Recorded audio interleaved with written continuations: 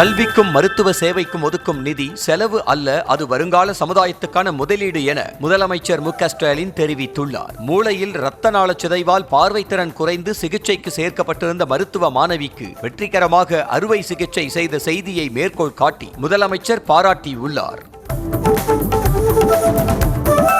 சென்னை ராயப்பேட்டையில் உள்ள அதிமுக தலைமை அலுவலகத்தில் மாவட்ட செயலாளர்கள் கூட்டம் இன்று நடைபெறுகிறது. அக்கட்சி பொதுச் செயலாளர் எடப்பாடி பழனிசாமி தலைமையில் நடைபெறும் ஆலோசனைக் கூட்டத்தில் சட்டமன்ற தேர்தல் பிரச்சார வியூகங்கள் குறித்து ஆலோசனை நடத்த உள்ளதாக கூறப்படுகிறது. என் கனவு என் எதிர்காலம் என்ற திட்டத்தை முதலமைச்சர் மு.க.ஸ்டாலின் இன்று தொடங்கி வைக்கிறார். விழுப்புரம் மாவட்டம் திண்டிவனம் சொல்லார் கிராமத்தில் உள்ள சிப்காட் வளாகத்தில் நடைபெறும் நிகழ்ச்சியில் முதலமைச்சர் பங்கேற்று உங்களுடன் ஸ்டாலின் திட்டத்தின் 10,000 முகாம்கள் நலத்திட்ட பயன்கள் மற்றும் 1,80,000 புதிய பயனாளிகளுக்கு சமூக பாதுகாப்பு திட்ட பயன்களையும் வழங்குகிறார். சென்னை வியாசர்பாடியில் அரசு பள்ளிக்கு இடுப்பில் கஞ்சாவை மறைத்து வைத்து எடுத்துச் சென்ற 11ஆம் வகுப்பு மாணவனின் செயல் அதிர்ச்சியை ஏற்படுத்தியுள்ளது. மாணவனை தலைமை ஆசிரியர் பிடித்து போலீசில் ஒப்படைத்த நிலையில் அவருக்கு கஞ்சா எங்கிருந்து கிடைத்தது என விசாரணை நடத்தப்பட்டு வருகிறது. கஞ்சா போதைப்பொருள் புழக்கத்தை கட்டுப்படுத்தாமல் வேடிக்கை பார்ப்பதன் மூலம் திமுக அரசு தமிழ்நாட்டின் எதிர்காலத்திற்கு மாபெரும் துரோகத்தை இழைத்திருப்பதாக எதிர்க்கட்சி தலைவர் எடப்பாடி பழனிசாமி விமர்சித்துள்ளார். இதுகுறித்து எக்ஸ் தளத்தில் அவர் வெளியிட்டுள்ள பதிவில் அரசு போதைப்பொருள் புழக்கத்தை கட்டுப்படுத்த வேண்டும் என வலியுறுத்தியுள்ளார். பள்ளி மாணவர்கள் கைகளில் கஞ்சாவும் பைகளில் பட்டாக்கத்தியும் புழங்கும் நிலையில் கல்வியில் சிறந்த தமிழ்நாடு என்று விளம்பர விழா எடுக்க அரசு வெட்கி தலைகுனிய வேண்டும் என பாஜக மாநில தலைவர் நயினார் நாகேந்திரன் கடுமையாக விமர்சித்துள்ளார். எக்ஸ் தளத்தில் அவர் வெளியிட்டுள்ள பதிவில் மாணவன் பள்ளிக்கு கஞ்சா எடுத்துச் சென்ற சம்பவம் அவல ஆட்சிக்கான உதாரணம் என சாடினார்.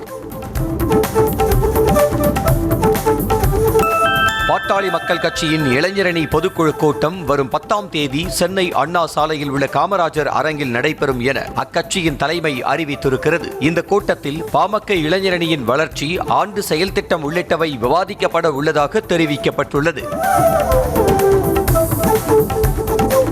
சேலம் மாவட்டம் மகுடஞ்சாவடியில் வரும் 13ஆம் தேதி தவேக தலைவர் விஜய் பிரச்சாரம் மேற்கொள்ள திட்டமிட்டுள்ளதாக தகவல் வெளியாகியுள்ளது. பிரச்சாரத்திற்காக அனுமதி வழங்க கோரி தவேக கட்சி நிர்வாகிகள் காவல்துறையிடம் மனு அளித்தனர். அதிமுக அமைச்சரவையில் அங்கம் வகித்த செங்கோட்டையனை தவேக கட்சியில் சேர்த்துக் கொண்டு அதிமுகவை ஊழல் கட்சி என விமர்சிப்பதா என்று அமமுக பொதுச் செயலாளர் டிடிவி தினகரன் கேள்வி எழுப்பியுள்ளார். சென்னையில் செய்தியாளர்களுக்கு பேட்டி அளித்த அவர் திமுகவை வீழ்த்தவே அதிமுகவுடன் கூட்டணி சேர்ந்திருப்பதாக அவர் கூறினார். தவேக 3ஆம் ஆண்டு தொடக்க விழாவில் முருகன் பாடலை இழிவுபடுத்தும் வகையில் பாடியதாகவும் அதற்கு விஜய் செய்கை செய்ததாகவும் கூறி சேலம் மாநகர காவல் ஆணையாளர் அலுவலகத்தில் பாஜகவினர் புகார் அளித்தனர். பாடகர் வேல்முருகன், அதற்கு உடந்தையாக இருந்த தவேக தலைவர் விஜய் மற்றும் கொள்கை பரப்பு செயலாளர் ராஜ்மோகன் ஆகியோர் மீது வழக்கு பதிவு செய்ய மனு அளித்தனர். சென்னை எழும்பூர் டாஸ்மாக் மேலாண்மை இயக்குநர் அலுவலகம் அருகில் பணி நிரந்தரம் உள்ளிட்ட கோரிக்கைகளை வலியுறுத்தி தமிழ்நாடு டாஸ்மாக் பணியாளர்கள் சங்கம் சார்பில் குடும்பத்துடன் முற்றுகை போராட்டம் நடைபெற்றது. பணிச்சுமையை குறைக்க வேண்டும், ஓய்வூதிய திட்டத்தை அமல்படுத்த வேண்டும் உள்ளிட்ட பல கோரிக்கைகளை வலியுறுத்தி கோஷங்களை எழுப்பினர். சென்னையில் பணி நிரந்தரம் உள்ளிட்ட கோரிக்கைகளை வலியுறுத்தி 15வது நாளாக போராட்டத்தில் ஈடுபட்ட பல்நோக்கு மருத்துவ பணியாளர்களை போலீசார் கைது செய்தனர். 13 ஆண்டுகளாக பணியாற்றும் தங்களுக்கு பணி நிரந்தரம் உள்ளிட்ட கோரிக்கைகளை வலியுறுத்தி சென்னை பாரிமுனை ராஜா அண்ணாமலை மன்றம் அருகில் போராட்டத்தில் ஈடுபட்டனர். அமெரிக்க அதிபர் டிரம்புடன் பிரதமர் மோடி மேற்கொண்ட வர்த்தக உடன்படிக்கை குறித்து மக்களவையில் விவாதிக்க அனுமதி மறுக்கப்பட்டதால் எதிர்க்கட்சிகள் ஆத்திரமடைந்தனர். மக்களவையில் மைய பகுதிக்கு சென்று எதிர்க்கட்சி எம்பிக்கள் முழக்கமிட்டு கடும் அமளியில் ஈடுபட்டதால் சலசலப்பு ஏற்பட்டது. இந்தியாவின் நிலப்பரப்பை சீனா ஆக்கிரமித்துள்ளதாக முன்னாள் ராணுவ தளபதி நரவனே புத்தகத்தை சுட்டிக்காட்டி மக்களவையில் சீன விவகாரத்தை எதிர்க்கட்சி தலைவர் ராகுல் காந்தி கிளப்பினார். இந்த விவகாரம் குறித்து பேச சபாநாயகர் மறுப்பு தெரிவித்த போது அதற்கு எதிர்ப்பு தெரிவித்து காங்கிரஸ் எம்பிக்கள் வாக்குவாதம் செய்தனர். இந்தியா அமெரிக்க வர்த்தக ஒப்பந்தம் எட்டப்பட்டதன் எதிரொலியாக இந்திய பங்குச்சந்தையில் ஏற்றம் காணப்பட்டது. மும்பை பங்குச்சந்தை குறியீட்டு எண்ணான சென்செக்ஸ் 2072 புள்ளிகளுடனும் தேசிய பங்குச்சந்தை குறியீட்டு எண்ணான நிப்டி 639 புள்ளிகள் உயர்ந்தும் வர்த்தகம் நடைபெற்றது. நாடாளுமன்ற வளாகத்தில் மக்களவை எதிர்க்கட்சித் தலைவர் ராகுல் காந்தி, பிரியங்கா காந்தி தலைமையில் எதிர்க்கட்சியினர் ஆர்ப்பாட்டம் நடத்தினர். நாடாளுமன்றத்தில் நடைபெற்று வரும் பட்ஜெட் கூட்டத்தொடரில் எதிர்க்கட்சி எம்பிக்கள் 8 பேர் சஸ்பெண்ட் செய்யப்பட்டதை கண்டித்து போராட்டம் நடத்தப்பட்டது. இந்தியா மீதான அமெரிக்காவின் வரி குறைப்பு இந்தியாவிற்கு நல்ல வணிக தொடக்கமாக அமையும் என மத்திய நிதி அமைச்சர் நிர்மலா சீதாராமன் நம்பிக்கை தெரிவித்தார். ஒப்பந்தம் தொடர்பான விவரங்கள் தயார் நிலையில் இருப்பதாகவும் புதிய சந்தைகளுடன் சேர்த்து ஏற்றுமதிகள் தற்போது மென்மேலும் அதிகரிக்கும் எனவும் அவர் கூறினார். ஹொசூர் சர்வதேச விமான நிலைய திட்டத்தை மத்திய அரசு நிராகரித்ததற்கு மாநிலங்களவையில் கடும் எதிர்ப்பு தெரிவித்த திமுக எம்பி வில்சன் உடனடியாக பிரதமர் ஒப்புதல் வழங்க வேண்டும் என வலியுறுத்தினார். டெல்லி விமான நிலையத்திலிருந்து வெறும் 90 கிலோமீட்டர் தொலைவில் நொய்டா விமான நிலையத்திற்கு மத்திய அரசு அனுமதி அளித்திருப்பதாகவும் சுட்டிக்காட்டினார். எஸ்ஐஆருக்கு எதிராக திரிணாமுல் காங்கிரஸ் சார்பில் உச்சநீதிமன்றத்தில் தாக்கல் செய்யப்பட்ட மனு மீது இன்று விசாரணை நடைபெறும் நிலையில் மேற்குவங்க முதல்வர் மமதா பானர்ஜி நீதிமன்றத்தில் வாதாட உள்ளதாக தகவல் வெளியாகியுள்ளது. எஸ்ஐஆருக்கு எதிராக பலமுறை தேர்தல் ஆணையத்திற்கு கடிதம் எழுதிய மமதா கடந்த 28ஆம் தேதி நீதிமன்றத்தில் மனு தாக்கல் செய்தார். மணிப்பூரில் பாஜக பெரும்பான்மையை நிரூபித்ததால் ஓராண்டு கால குடியரசுத் தலைவர் ஆட்சி முடிவுக்கு வருகிறது. குக்கி மற்றும் மெய்ட்டி இன மக்களிடையே ஏற்பட்ட மோதல் காரணமாக ஜனாதிபதி ஆட்சி கொண்டுவரப்பட்டது. பாஜக ஆட்சி அமைக்க பெரும்பான்மையை பெற்றுள்ளதால் புதிய முதலமைச்சராக பாஜகவை சேர்ந்த இம்நாம் கெம்சாந்த் சிங் எம்எல்ஏக்கள் கூட்டத்தில் ஒருமனதாக தேர்வு செய்யப்பட்டார். 2025ஆம் ஆண்டில் இந்தியாவில் மொத்தம் 19 விமான விபத்துகள் நடைபெற்றிருப்பதாக மாநிலங்களவையில் மத்திய அரசு தகவல் அளித்துள்ளது. அதிகபட்சமாக குஜராத் மாநிலம் அகமதாபாத்தில் கடந்த ஆண்டு ஜூன் மாதம் ஏர் இந்தியா விமானம் விபத்துக்குள்ளானதில் அதிகபட்சமாக சுமார் 240 பேர் பலியானது குறிப்பிடத்தக்கது.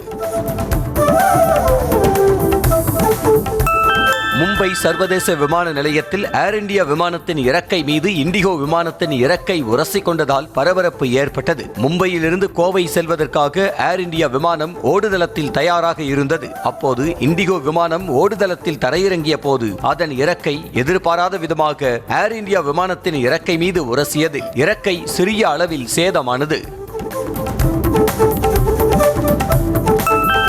மும்பையில் பயங்கர ஆயுதங்களுடன் போதைப்பொருள் தடுப்பு பிரிவு போலீசாரை தாக்கிவிட்டு கண்ணுமைக்கும் நேரத்தில் எஸ்கேப் ஆன போதைப்பொருள் கடத்தக்காரர்கள் குறித்து போலீசார் விசாரணை மேற்கொண்டு வருகின்றனர். மர்ம நபர்கள் வாள்கள், நாட்டு துப்பாக்கிகள் மற்றும் ஹாக்கி மட்டைகளால் தாக்கிவிட்டு தப்பிச் செல்லும் பரபரப்பு சிசிடிவி காட்சிகள் வெளியாகியுள்ளன. அமெரிக்க வெளியுறவு மற்றும் நிதியமைச்சரை மத்திய அமைச்சர் ஜெய்சங்கர் இன்று சந்தித்து இரு நாடுகளிடையே வர்த்தகம் உள்ளிட்ட துறைகளில் உறவை மேம்படுத்த ஆலோசனை நடத்த உள்ளனர். இந்தியாவின் மீதான வரி குறைப்பிற்கு பிறகு முதல் முறை இந்த சந்திப்பு நடைபெற உள்ள நிலையில் மிகுந்த எதிர்பார்ப்பை ஏற்படுத்தியுள்ளது. இந்தியா சீனா இடையேயான வர்த்தக உறவு கடந்த ஆண்டுடன் ஒப்பிடும்போது 12% அதிகரித்திருப்பதாக சீனாவுக்கான இந்திய தூதர் சு பெய்ஹாங் நம்பிக்கை தெரிவித்தார். இரு நாடுகளுக்கிடையேயான வர்த்தக உறவு 14,06,427 கோடி ரூபாய் அளவுக்கு வளர்ச்சி கண்டுள்ளதாகவும் அவர் கூறினார். தென் தமிழகம் மற்றும் டெல்டா மாவட்டங்களில் ஒரு சில இடங்களில் இன்றும் நாளையும் மழைக்கு வாய்ப்புள்ளதாக சென்னை வானிலை ஆய்வு மையம் தகவல் தெரிவித்துள்ளது. சென்னை மற்றும் புறநகர் பகுதிகளில் வானம் ஓரளவு மேகமூட்டத்துடன் காணப்படும் என்றும் வானிலை மையம் கணித்துள்ளது.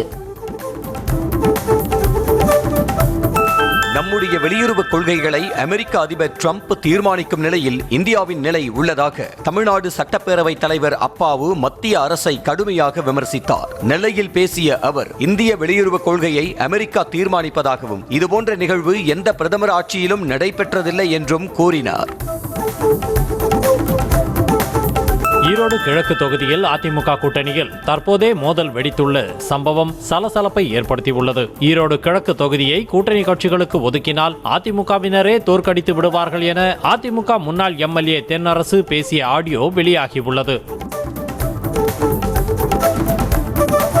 திமுக திமுக பேச்சாளர் சிவாஜி கிருஷ்ணமூர்த்தி, மறைந்த முன்னாள் முதல்வர் ஜெயலலிதா, நடிகர் விஜய் மற்றும் நடிகை திரிஷா குறித்து அக்கட்சி சார்பில் நடத்தப்பட்ட மொழிப்போர் தியாகிகள் கூட்டத்தில் அவதூறாக பேசியதாக சென்னை காவல் ஆணையர் அலுவலகத்தில் புகார் அளிக்கப்பட்டுள்ளது. தாவேகாவை சேர்ந்தவரும் வழக்கறிஞருமான பாலாஜி என்பவர் காவல் ஆணையர் அலுவலகத்தில் வீடியோ ஆதாரங்களோடு புகார் அளித்ததாக கூறப்படுகிறது.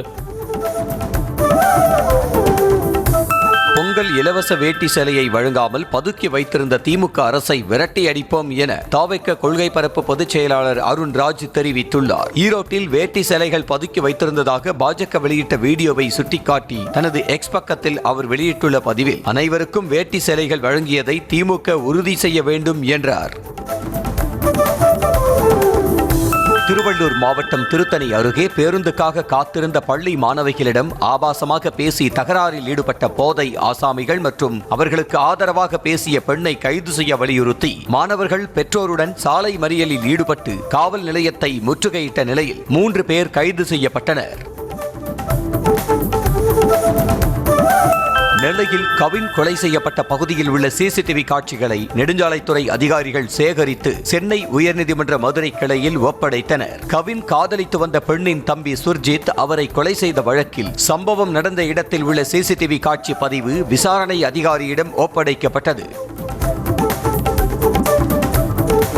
10 கோடி ரூபாய் டெபாசிட் செய்ய நடிகர் விஷாலுக்கு மேலும் கால அவகாசம் வழங்கலாமா என்பது குறித்து லைகா நிறுவனம் பதிலளிக்க சென்னை உயர்நீதிமன்றம் உத்தரவிட்டுள்ளது. லைகா நிறுவனத்திடம் பெற்ற கடனை வட்டியுடன் செலுத்த வேண்டும் என்ற தனி நீதிபதியின் உத்தரவுக்கு இடைக்கால தடை விதித்த 2 நீதிபதிகள் அமர்வு வழக்கு எண்ணில் 10 கோடி ரூபாயை டெபாசிட் செய்ய விஷால் தரப்பு உத்தரவிட்டது. கிழக்கு கடற்கரை சாலையில் 6 வழி மேல்மட்ட சாலை அமைப்பதற்கான டெண்டரை தேர்வு செய்யப்படும் நிறுவனத்திற்கு வழங்க தடை விதித்து சென்னை உயர்நீதிமன்றம் உத்தரவிட்டுள்ளது. சென்னை திருவான்மியூர் முதல் உத்தண்டி வரை ஈசிஆர் சாலையை 6 வழி சாலையாக மாற்ற தமிழ்நாடு மாநில நெடுஞ்சாலைத்துறை ஆணையம் கடந்த 2025 ஆகஸ்ட் 25ஆம் தேதி டெண்டர் கோரியிருந்தது. புதுச்சேரி சட்டப்பேரவை 6வது கூட்டத்தொடரின் 3ஆம் பகுதி வரும் 12ஆம் தேதி மீண்டும் நடைபெறும் என சட்டப்பேரவை தலைவர் செல்வம் தெரிவித்துள்ளார். இதுகுறித்து செய்தியாளர்களை சந்தித்த அவர் அரசு திட்டங்களை தொடங்கி வைக்க பிரதமர் நரேந்திர மோடி வரும் 16ஆம் தேதி புதுச்சேரி வரவுள்ளதாக தெரிவித்தார். கடலூரில் இளம்பெண்ணின் மரண வழக்கை கொலை வழக்காக பதிவு செய்ய கோரி விசிக உள்ளிட்ட கட்சியினருடன் வளவனூர் காவல் நிலையத்தை முற்றுகையிட்ட பெண்ணின் உறவினர்கள் விழுப்புரம் புதுச்சேரி சாலையில் மறியலில் ஈடுபட்டனர். கடலூர் மாவட்டத்தைச் சேர்ந்த தேவ ஸ்ரீபிரியா என்பவர் கடந்த 31ஆம் தேதி குடும்ப தகராறில் தூக்கிட்டு தற்கொலை செய்து கொண்டதாக கூறப்படுகிறது. திமுக அரசு தேர்தல் வாக்குறுதியின்படி பணிக்கொடை மற்றும் காலி பணியிடங்களை நிரப்பவில்லை என கூறி ஆசிரியர்கள் மற்றும் அரசு ஊழியர்கள் இயக்கங்களின் நடவடிக்கை குழு சார்பில் கடலூரில் உள்ள பழைய மாவட்ட ஆட்சியர் அலுவலகம் முன்பு சாலை மறியல் போராட்டத்தில் ஈடுபட்டவர்களை போலீசார் கைது செய்தனர். வாக்குறுதிகளை திமுக அரசு நிறைவேற்ற கோரி போராட்டக்காரர்கள் முழக்கங்கள் எழுப்பினர்.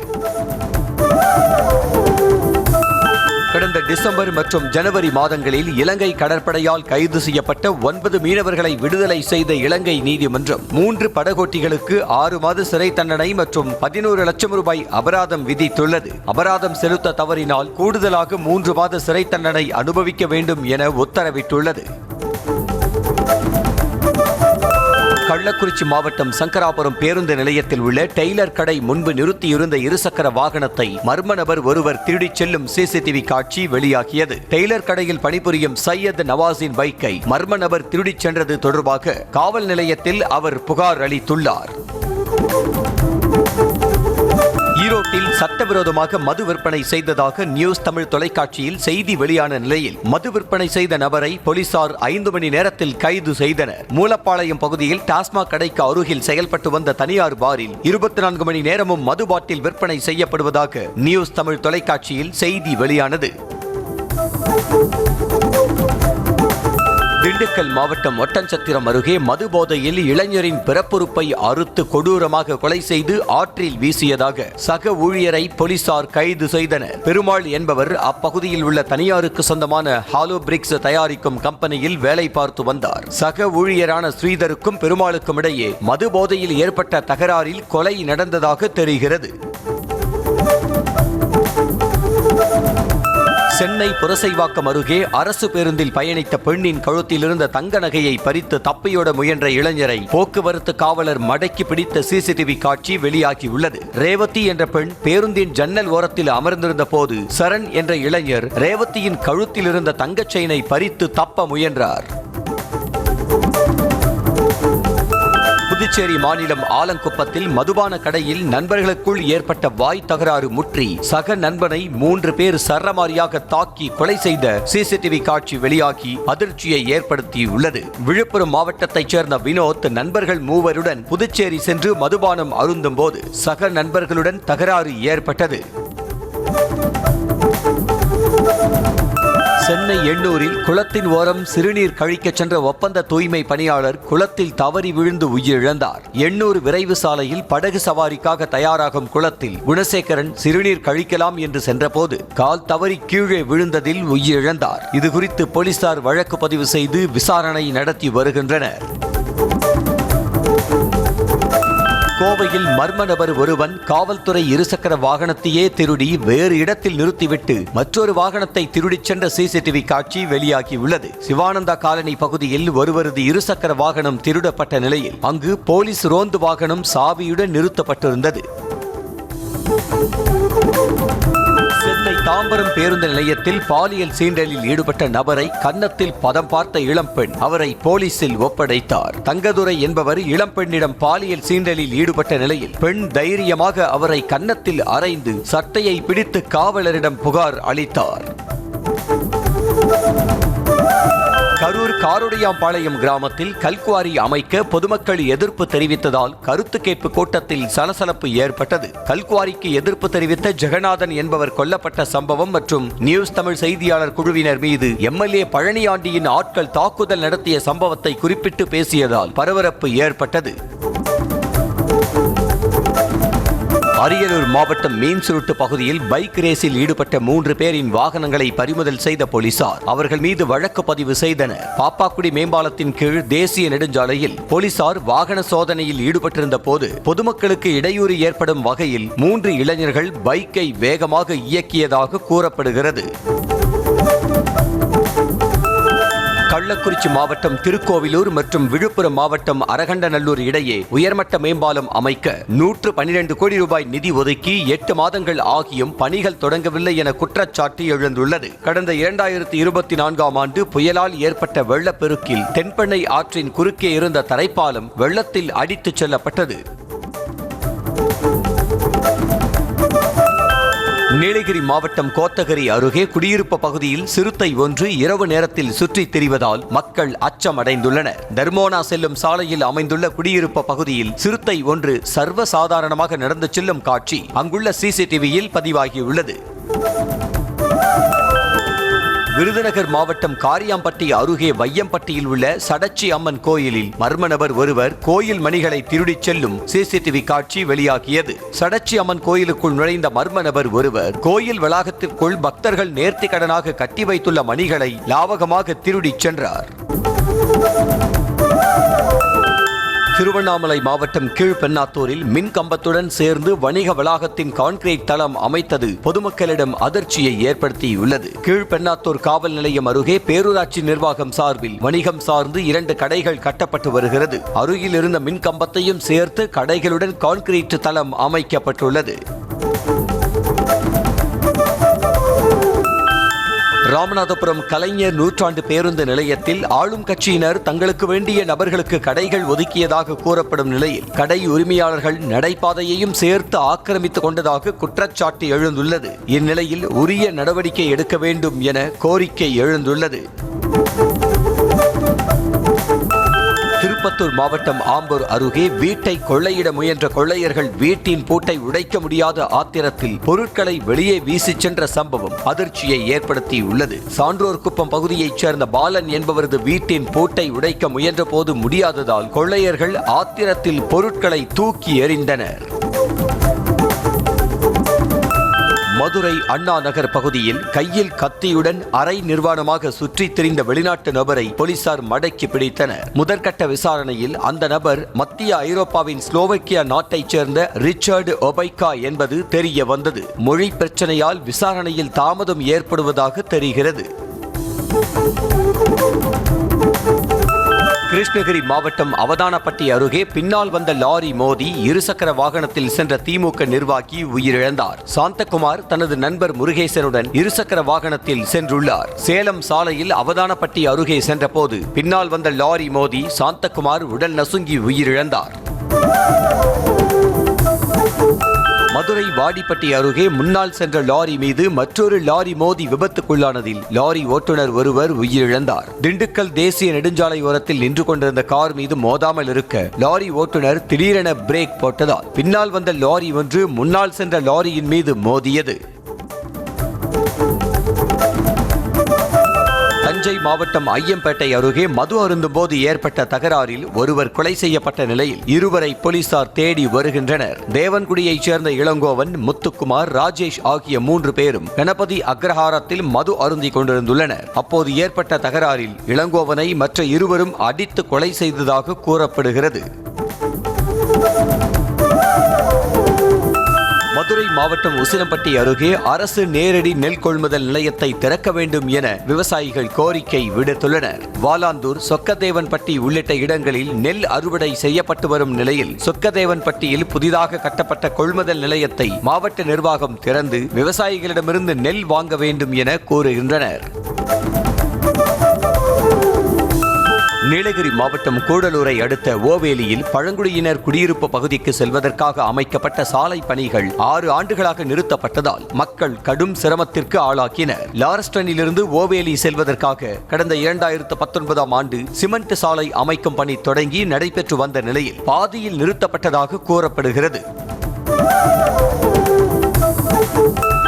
செங்கல்பட்டு மாவட்டம் கோவளம் கடல் பகுதியில் குளிக்கச் சென்ற போது ராட்சத அலையில் சிக்கி தனியார் கல்லூரி மாணவர்கள் 3 பேர் பரிதாபமாக உயிரிழந்தனர். காணத்தூரில் உள்ள தனியார் பொறியியல் கல்லூரியில் படித்து வந்த மாணவர்கள் 3 பேர் கடலில் குளிக்கச் சென்ற போது அலையில் சிக்கி உயிரிழந்த நிலையில் அவர்களது சடலத்தை போலீசார் மீட்டனர்.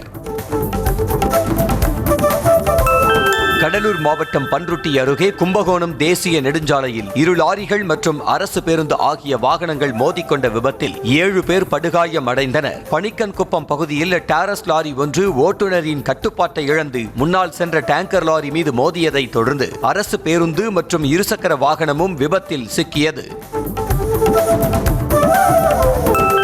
புதுச்சேரி கடற்கரை சாலையில் நடைபெற்ற ரஷ்ய பாரம்பரிய நடன நிகழ்ச்சியை ஏராளமான சுற்றுலா பயணிகள் பார்த்து உற்சாகம் அடைந்தனர். இந்தியா மற்றும் ரஷ்ய நாடுகளுக்கு இடையிலான நல்லுறவு மற்றும் கலாச்சாரம் மேற்படுத்தும் விதமாக நடைபெற்ற நிகழ்ச்சியில் ரஷ்ய கலைஞர்கள் கலந்து கொண்டு நடனமாடி அசத்தினர். கடலூர் மாவட்டம் பன்ருட்டி அருகே சாலையில் தனியாக நடந்து சென்ற பெண்ணிடம் பைக்கில் முகமூடி அணிந்து சென்ற 3 மர்ம நபர்கள் கத்தியை காட்டி மிரட்டி அவரிடமிருந்த 1.5 சவரன் தாலி சங்கிலியை பறித்து சென்றனர். புதுப்பாளையத்தைச் சேர்ந்த ராதா என்பவர் தனது மகன் வீட்டிற்கு சென்றுவிட்டு இரவு நேரத்தில் சாலையில் தனியாக நடந்து சென்ற போது மர்ம நபர்கள் கைவரிசை காட்டி உள்ளனர். கள்ளக்குறிச்சி மாவட்டம் உளுந்தூர்பேட்டை ஒழுங்குமுறை விற்பனை கூடத்திற்கு நெல், உளுந்து ஏற்றிச் சென்ற வாகனங்கள் சாலையின் இருபுறத்திலும் 2 கிலோமீட்டர் தூரத்திற்கு அணிவகுத்து நிற்கும் நிலை ஏற்பட்டுள்ளது. ஒழுங்குமுறை விற்பனை கூடத்தில் போதிய இடவசதிகள் இல்லாமல் உள்ளதால் வாகனங்களிலிருந்து தானியங்கள் இறக்க முடியவில்லை என விவசாயிகள் வேதனை தெரிவிக்கின்றனர். திருவாரூர் மாவட்டம் ஆலிவலம் அருகே சுப்பிரமணியன் என்பவர் மர்மமான முறையில் உயிரிழந்து கிடந்தது குறித்து மாவட்ட எஸ்பி கருண் கரட் சம்பவ இடத்திற்கு சென்று நேரடியாக விசாரணை நடத்தினார். பொன்னிறை பகுதியைச் சேர்ந்த சமையலர் சுப்பிரமணியன் கிராந்தி வடிகால் வாய்க்கால் அருகே தலையில் அடிபட்ட நிலையில் உயிரிழந்து கிடந்ததாக கூறப்படுகிறது. திருவண்ணாமலை மாவட்டம் ஆரணி அருகே விவி தாங்கல் கிராமத்தில் சுடுகாட்டிற்கு செல்ல பாதை வசதி இல்லாததால் வயல் வழியாக இறந்தவரின் சடலத்தை எடுத்துச் சென்ற அவலம் அரங்கேறி உள்ளது. லட்சுமணன் என்பவர் காலமானதை அடுத்து வயலில் இறங்கி நெற்பயிர்களின் இடையே சடலத்தை சுமந்து சென்றுள்ளனர். இப்பிரச்சனை குறித்து தமிழ்நாடு அரசு உரிய நடவடிக்கை எடுக்க வலியுறுத்தினர். தூத்துக்குடியில் உள்ள மத்திய கடல் மீன்வள ஆராய்ச்சி நிலையத்தை பள்ளி மாணவ மாணவிகள் ஆர்வமுடன் பார்வையிட்டனர். செயற்கை முத்து தயாரிப்பு முறைகள் மற்றும் கடல் வளங்கள் குறித்த ஆராய்ச்சிகள் குறித்து மாணவர்களுக்கு விளக்கப்பட்டு 5000க்கும் மேற்பட்ட மீன் வகைகள், பவளப்பாறைகள் உள்ளிட்ட அரிய கடல் உயிரினங்கள் காட்சிப்படுத்தப்பட்டன. காரைக்காலில் உள்ள பார்வதீஸ்வரர் ஆலய நில மோசடி வழக்கில் தொடர்புடைய முன்னாள் துணை மாவட்ட ஆட்சியர் உட்பட 9 பேரிடமிருந்து 5 கோடி ரூபாய் மதிப்பிலான சொத்துகள் பறிமுதல் செய்து நீதிமன்றத்தில் ஒப்படைக்கப்பட்டது. கோயில் நிலத்தை வீட்டு மனைகளாக மாற்றி விற்க முயன்ற வழக்கில் 9 பேர் கைது செய்யப்பட்டனர். புதுக்கோட்டை மாவட்டம் ஆலங்குடியில் கனரா வங்கியில் நூதன முறையில் பணம் மோசடி செய்யப்பட்டதாக புகார் எழுந்த நிலையில் ஊழியர்கள் மற்றும் நகை மதிப்பீட்டாளர்களிடம் போலீசார் தீவிர விசாரணை நடத்தினர். நகை அடகு வைத்து கணக்கில் வரவு செய்யப்பட்ட பணம் சில நிமிடங்களிலேயே போலி அழைப்பின் மூலம் மோசடி செய்யப்பட்டதாக பாதிக்கப்பட்டவர் புகார் அளித்தார்.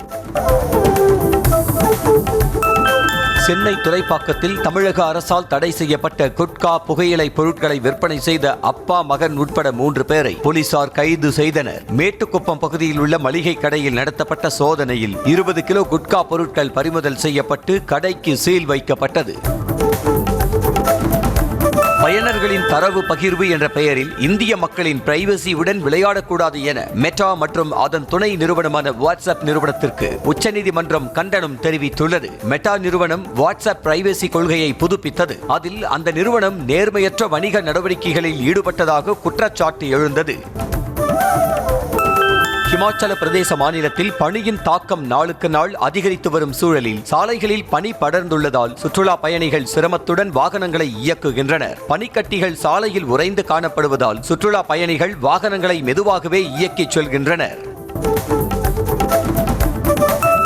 மகாராஷ்டிராவில் 3 குழந்தைகள் இருந்தால் தேர்தலில் போட்டியிட முடியாது என்பதால் சொந்த மகளையே தந்தை கொலை செய்தது அதிர்ச்சியை ஏற்படுத்தியுள்ளது. நிஜாமாபாத் மாவட்டம் ARP கேம்ப் பகுதியில் உள்ள கால்வாயில் சிறுமியின் சடலம் கண்டெடுக்கப்பட்டது. அதில் சிறுமி மகாராஷ்டிராவின் முகேட் பகுதியைச் சேர்ந்த பிராசி என்பதும் அவரது தந்தையே கொன்றதும் தெரிய வந்தது.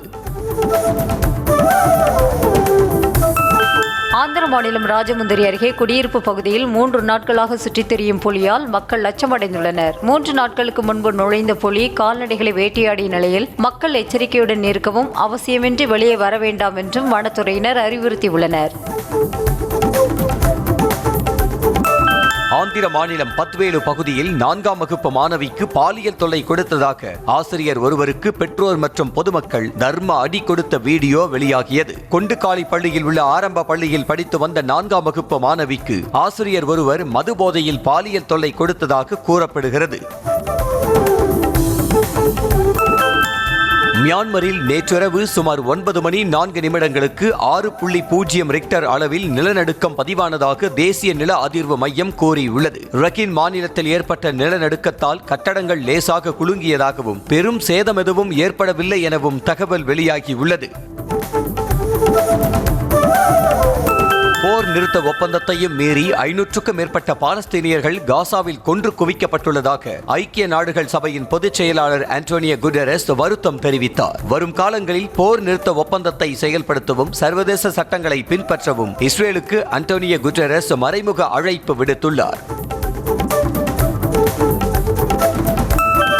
அமெரிக்காவில் வரும் மார்ச் 1 முதல் கிரீன் கார்டு வைத்திருப்பவர்களுக்கு வணிக கடன்கள் கிடையாது என அமெரிக்க சிறு தொழில் நிர்வாகம் அறிவித்துள்ளது. அமெரிக்க குடியுரிமை மற்றும் குடிவரவு தரவுகளின்படி 2024 நிதியாண்டில் கிரீன் கார்டு பெற்ற புலம்பெயர்ந்தோரின் எண்ணிக்கையில் இந்தியா 2வது பெரிய நாடாக உள்ளது குறிப்பிடத்தக்கது.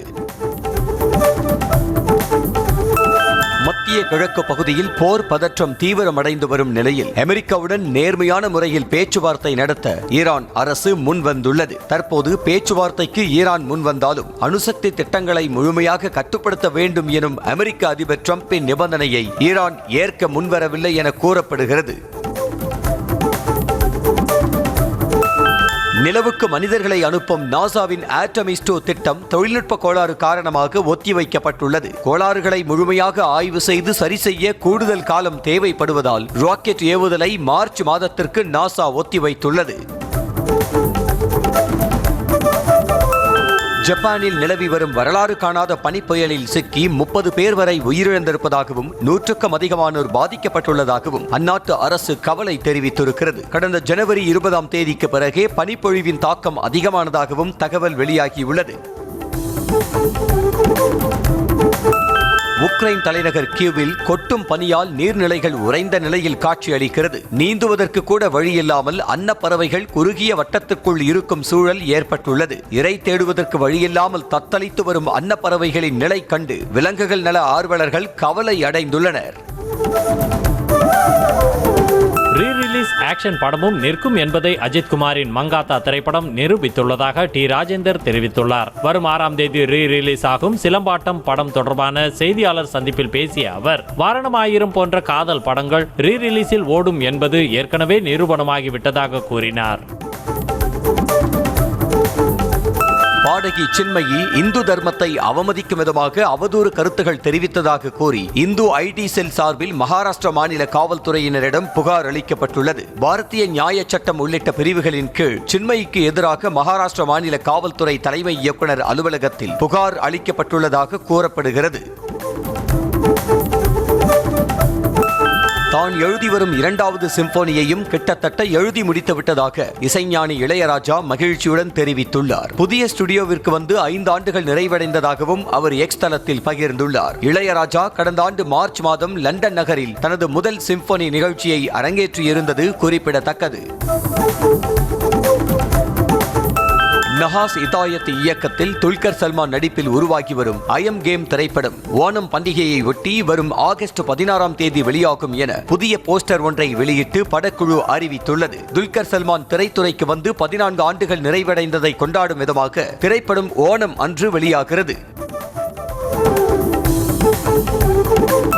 போக்கிரி திரைப்படம் தான் தன்னுடைய சினிமா பயணத்தை உச்சத்திற்கு கொண்டு சென்றதாக தெலுங்கு நடிகர் மகேஷ் பாபு பேட்டி ஒன்றில் கூறினார். போக்கிரி திரைப்படத்திற்கு கிடைத்த வரவேற்பை போன்று வாரணாசி திரைப்படத்திற்கு கிடைக்கும் என அவர் கூறினார். போக்கிரி படத்தின் ஒரிஜினல் வெர்ஷன் 2006ஆம் ஆண்டு மகேஷ் பாபு நடிப்பில் வெளியானது. மதிமாறன் புகழேந்தி இயக்கத்தில் சூரி மகிமா நம்பியார் நடிப்பில் மண்டாடி திரைப்படம் உருவாகி வரும் நிலையில் கடலுக்கு நடுவே படப்பிடிப்பின் போது கடுமையான உடற்பயிற்சி செய்யும் வீடியோவை சூரி தனது எக்ஸ் தளத்தில் பகிர்ந்துள்ளார். மீனவர்களின் வாழ்வியலை மையப்படுத்தி திரைப்படம் உருவாகி வருவதாக கூறப்படுகிறது.